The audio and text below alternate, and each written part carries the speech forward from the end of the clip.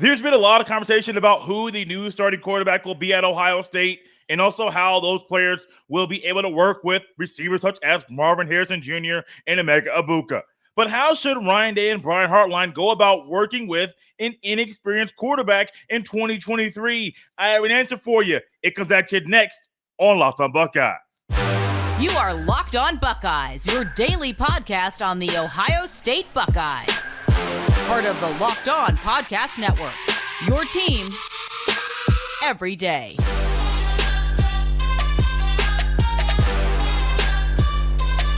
What is up, Buckeye fans? Welcome back to another episode of Locked On Buckeyes, part of Locked On Podcast Network. I'm your host, Jay Stevens, also the host of the Jay Stevens Podcast. It is Thursday, July the 6th in the year 2023, and I want to thank you for making Locked On Buckeyes your first listen or first watch of every single day. During today's episode, we will go over who the best friends of Ohio State starting quarterback will be in the fall, and another edition of Get to Know the Host.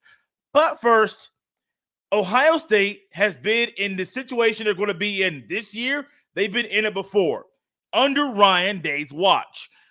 Justin Fields in 2019, first-time starter at any school. We saw how that went down. C.J. Stroud, first-time starter in 2021. We saw how that went down. Guys that won multiple awards for the Big Ten, that were Heisman finalists. You saw Ryan Day work with two guys that were different quarterbacks, different skill sets, but still got the job done. Now, how do you go about doing that this year with Kyle McCord and Devin Brown, who are not like the quarterbacks, C.J. Stroud or Justin Fields? You can also go back to 2018, Dwayne Haskins. Now, I understand Ryan Day was not the head coach, but he was the OC QB coach, and he was a big part of Dwayne Haskins' success in 2018. Also, a first-time starting quarterback, Dwayne Haskins, during that 2018 campaign. So there's a lot of track record that we've seen with Ryan Day work with guys who are inexperienced, but these quarterbacks are different. Should the process change? Should the way that things go in practice, should that change? No. Now, I will say yes and no. No, because you still have to do what you need to do to prepare the quarterbacks for week number one. That does not change.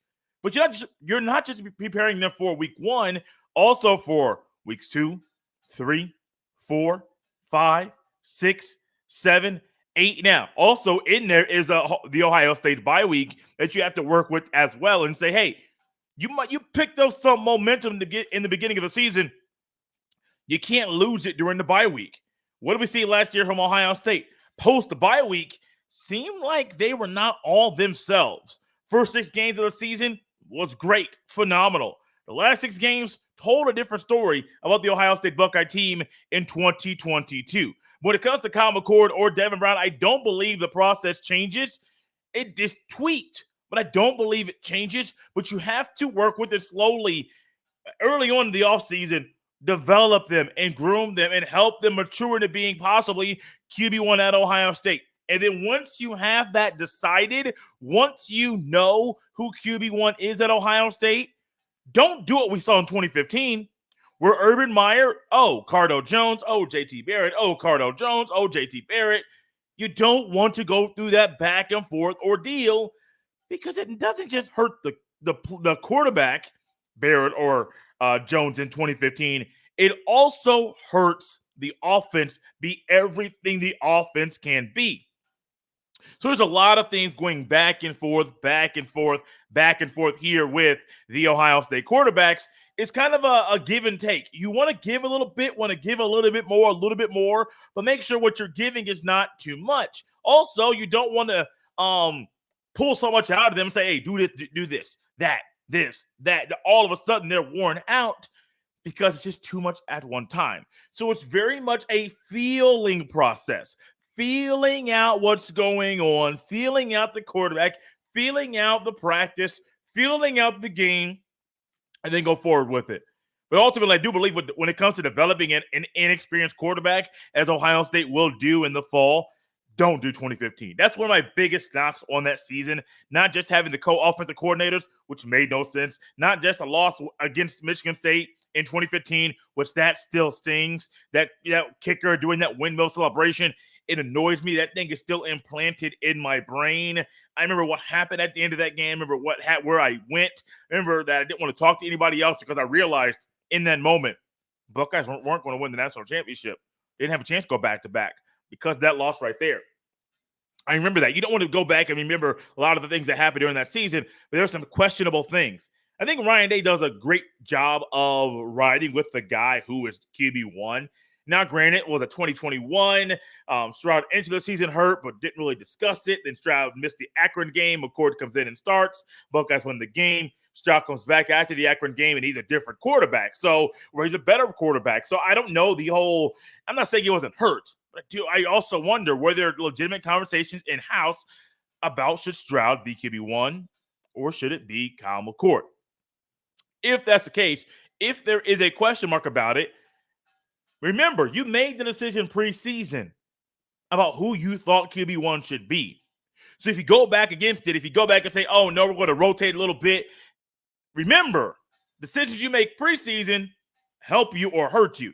Decisions you make in season could ultimately cause a guy to transfer. So be very, very careful about saying one thing, not being sure about it, and coming back and it not being exactly what you wanted it to be. So be very, very careful. But I do believe, though, when it comes to an inexperienced quarterback, you got to ride with the experienced guys. Talked about it yesterday. Donovan Jackson, Matthew Jones, Cade Stover, Mayan Williams, Trevian Henderson. We're going to throw some more guys here with you. Mecca Abuka, Julian Fleming, Marvin Harrison Jr. Ride with the experienced guys. Ohio State's very fortunate to have the skill position players that they have, because you could be looking at a team this year in Ohio State that has 3 receivers drafted. Oh, wow, that's amazing. A tight end drafted. That's amazing. Multiple offensive linemen drafted. That's amazing. You could literally have an Ohio State team in 2023 that has guys on offense who are drafted at every single position. Running back, tight end, O-line, receiver, quarterback, if Kyle McCord is the guy, because Devin Brown won't be draft eligible. That's insane to think about. And it all goes back to the confidence that they build in the preseason and the offseason during the practices right now. You build that chemistry, you build that confidence, and you ride out with it. Hey, you could be looking at an Ohio State team that, yes, at the beginning of the season has an inexperienced quarterback. You can look at what happened with Justin Fields and look at C.J. Stroud and look at Dwayne Haskins. You see how Ryan Day worked with those 3 guys, different skill sets, still really good first-round picks, guys that were started in the National Football League. That can happen once again, but it all goes back to if you develop them right, if you do what is needed for the quarterbacks to be developed properly, not just in season, but also in the middle of the season as well, we could be looking at an Ohio State team that, buddy, is turning heads every time they're on the field, because the quarterback, who was inexperienced at the beginning of the season, has shown that he's picked up a lot of good traits during the season to be an elite quarterback at the end of the season. Who are some of Ohio State's new starting quarterbacks' best friends in the fall? I'll go over them next. I got a few for you here on Locked On Buckeyes. This episode is brought to you by FanDuel Sportsbook. Take your first swing at betting Major League Baseball on FanDuel and get 10 times your first bet amount and bonus bets up to $200. That's right. Just bet $20 and you'll land $200 in bonus bets, win or lose. That's $200 you can spend betting everything from the money line to the over-under to who you think is going to hit the first home run. All on an app that's safe, secure, and you'll love this next part. It's super easy to use. Plus, when you win, you can get paid instantly. So sign up today and visit FanDuel.com/LockedOn to get up to $200 in bonus bets. That's FanDuel.com/LockedOn. FanDuel, official partner of Major League Baseball. Thanks for making Locked On Buckeyes your first listen every single day. Now is the perfect time to subscribe to Locked On Buckeyes on Apple or Spotify or the Odyssey app or YouTube, wherever you get your fine podcast. Go ahead and search and subscribe to Locked On Buckeyes on that platform. If you're an Apple or Spotify listener, leave a 5-star review and a rating. If you are on YouTube, hit the subscribe button on this channel, hit the like button, smash that thing on this video, and hit that bell so you're notified every time a new video goes live. Locked on Buckeyes is a part of the Locked On Podcast Network, your team every day. I know how it is when I am on a new job or if I'm living in a new place. I am looking to find people that I can connect with, people that could be maybe not my best friends, but somebody that could be better than just your casual or an associate in a new geographic location. I have lived in Arkansas, currently live in Indiana. I have lived in Florida, been on the other side of the pond a couple times. And anytime I go somewhere, I am looking to find somebody I can rely on, somebody I can lean on. And I remember when I went to France, going to get more into this here in a little bit, back when I was fortunately in the 5th grade, there was a young man who was a part of the foreign exchange program on the French side, the France side, that ended up being someone that I had to rely on and lean on for some specific reasons. And it definitely helped me during my stay in France. Ohio State's going to have a new QB1 in the fall. Kyle McCord, Devin Brown, whoever it is, first-time consistent starter at Ohio State. First time they have been called QB1 in the offseason, going into a new campaign for the Ohio State Buckeyes. But that holds a lot of weight. And I know Devin Brown, talented quarterback, and Kyle McCord, talented quarterback. Talked a little bit yesterday about McCord and his experience and his time with Marvin Harrison Jr. and their connection and chemistry that they built and cultivated in high school over there in Philadelphia, PA. And we also discussed that, hey, yes, they can have that same success in college. The success they had in high school can happen once again in Columbus in the fall. But also, it's not all about Kyle McCord or even Devin Brown being buddies or having a connection with Marvin Harrison Jr. There are guys you need to rely on. For either quarterback, doesn't matter who the quarterback is, there's 5 guys up front. Now, you may not be best friends with them off the field. You may not even care for their personality. But on the field, throw that stuff out the window. You need to rely and have faith in the guys that are in front of you blocking. Left tackle, left guard, center, right guard, right tackle. Only thing I know set in stone is these 3 things. Donovan Jackson, probably left guard. Matthew Jones, probably right guard. Those are probably the only 2 things that I can say set in stone. Take that check to the bank and cash it. That's going to happen. Joshua Fryer, don't know if he's going to be left tackle or right tackle. I do believe he's going to start as well. I would cash that check as well. Carson Hinsman, probably starting center. But I'm not going to the bank and trying to cash that check, but that thing's going to bounce. But you have to be able to, if you're a new QB, rely on the guys in front of you. One thing Ohio State has been really fortunate and blessed with is to have elite offensive linemen, guys that are getting drafted in 1st round or 2nd round or maybe even the 3rd round. Why? Because they're consistently being recruited, recruiting elite guys, but they're developing them as well. A year ago, Paris Johnson Jr., Luke Whippler, DeJuan Jones, guys that are good guys, good players, got drafted. 3-0 linemen last year. Remember Wyatt Davis and Josh Myers and guys there, Mumford, Nicholas Petit-Frere. These are just names during my time of being the host of this year's podcast. You need to go back a few more years. You can see this guy and that guy and Pat Elflein and Billy Price, and the list goes on and on and on about the elite linemen at Ohio State. And I do believe the quarterbacks, Devin Brown and Kyle McCord, I do believe they're smart enough, but I do believe Ryan Day and Brian Hartline that they're really good at their jobs, and they know that if they want to have a good quarterback, a successful offense, you need to have a sound O-line, and the quarterback needs to rely on them. Also, the check down game, no matter if it's a dump down pass to Cade Stover or if it is a pass to the flats or a swing pass to Mine Williams or Trevion Henderson or Dallin Hayden, whoever's in the backfield, you got to be able to rely on those guys as well. I'm a big believer. Elite quarterbacks utilize the check down. Now, maybe at the National Football League, you'll see that more, but you need to see that more in college as well. You need to, because there are times your back's up against the wall. You're between a rock and a hard place. And you got to figure out exactly how to get this thing done. Hey, that check down, a quick check down to whoever it is, 32 or 3 or 8 or maybe Block O, the Block O jersey that I do believe K-Stover is probably going to wear. You got to be able to do those things because those are your best friends during crucial moments in games. Those also help to keep the chains moving. Now, I mentioned earlier my time in France, and I've been a couple countries, and I really enjoyed the time outside of the US of A, just seeing something different that I don't see every day. But this particular time when I was in France, I don't remember this young man's name. My pen pal though was Olivier. I haven't really talked to Olivier since my time. I went to France in May of, I think it was May 2020. It was, excuse me, May. No. I was not in fifth grade a few years ago. May in the year 2000. There was a young man then that was fluent in both English and French. Now he did have a thick accent for him being a Frenchman.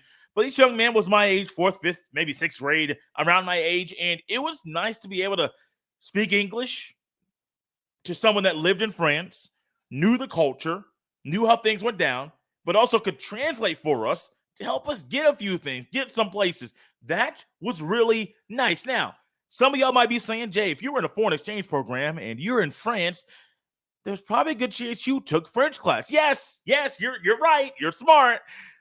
But I was not that smart because I took the class. My brain could not remember half of the things we learned during French class before going to France for, I want to say 3 weeks. It was fun. Good time. But I needed someone there to lean on to help me when the language barrier and the language gap and the confusion there, when either I didn't know the right word or the person I was speaking didn't know the English translation to what was in their head, I needed someone there to help me in that moment. And it worked out very well. I remember playing handball and playing soccer and even going to the beach. We had the adults with us that could translate. But it's a whole lot better when there's somebody my age that could help me in the moment. But that was a lot of fun. And I needed somebody like that I could literally, well, because maybe sometimes figuratively lean on to help me in that moment. Same thing goes for Kyle McCoy or Devin Brown. You have to rely on your best friends on the field. Your O-lineman, your tight end, your running backs. The main groups of positions that'll be blocking for you to keep you upright, to keep your jersey clean, keep those rubber pellets off of it in the shoe. You need those guys to be your best friends, and you need to lean on them. Because if you do, and if you lean on them enough, and you do exactly what is asked of you from Corey Dennis or Ryan Day or Brian Hartline, Buckeyes offense could be a well-oiled machine in 2023. A few of those guys he mentioned, I didn't want to go all skill positions with the best friends, tight end, O-line, running backs. Gotta lean on those guys, lean on those position groups, because if you do, the Buckeyes offense could be lethal when they step on the field in Bloomington, Indiana to kick off the Buckeyes 2023 campaign. Coming up next is another edition of Get to Know the Host. Next, I will go over the first Ohio State game I ever attended and the wild scene that I witnessed during the 60 minutes of play. This is going to be a fun way to end the show. It's coming at you next here on Locked on Buckeyes. This episode is brought to you by Billiards Plus. Billiards Plus has the best selection of pool tables, game tables, shuffleboard tables, and more. And the best service in Central Ohio. Billiards Plus also can set you up with a brand new top-of-the-line grill that will last 4 generations. We all know how hard it is with the supply chain issues this year and getting certain things shipped on time. So when it comes to ordering that one big gift for someone you love, check out Billiards Plus. They have exactly what you are looking for. Billiards Plus carries the best pool tables from Brunswick, Austin, Canada, Billiards, and more. Plus, top-of-the-line grills from PK, Napoleon, Memphis, and Le Griddle. That will be the last grill you own. Seriously, these grills stand the test of time. No matter the season, Billiards Plus has you covered for all your indoor and outdoor entertainment needs. Visit their showroom on Dublin Center Drive in Dublin. Check them out at billiards-plus.com. Billiards Plus, family owned and operated for generations.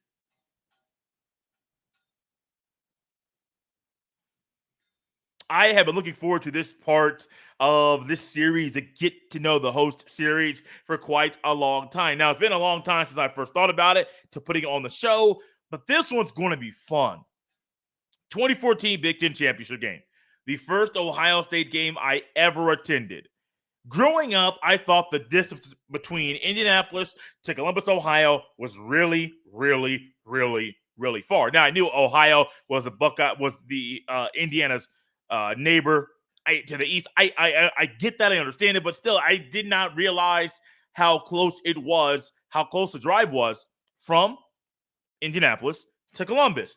Growing up, I spent a lot of time going from my hometown of Fort Wayne, Indiana, to Indianapolis, Indiana. Once I moved to Indy when I was 6, going back and forth. That's a 2-hour drive. And I was like, man, that ain't that bad. That ain't nothing. Let's add another hour to that. I'm right there in Columbus, Ohio. And the drive is a little bit easier drive than getting to Fort Wayne, Indiana from where I was growing up. 2014, December 2014, Big Ten Championship game. I got tickets, tried to go to the game in 2013, tried to scout tickets, get some tickets from somebody off the street. That did not work. And so I was like, okay, cool, great, cool. Let's just go ahead. 2014, got the tickets. Boom. My buddy Mike, his wife Caitlin, they went.